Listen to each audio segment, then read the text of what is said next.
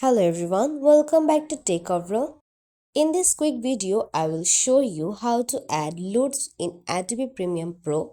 At first, import your video clip and drag onto your timeline. Now go to Color Workspace by clicking Color on the top.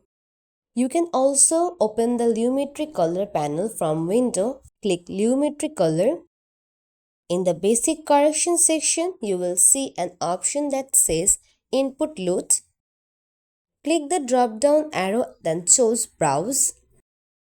Now find the section your curve LUT file and click Open.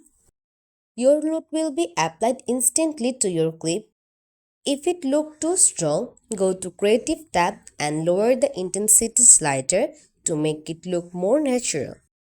And that's how you easily add and adjust LUTs in Adobe Premiere Pro.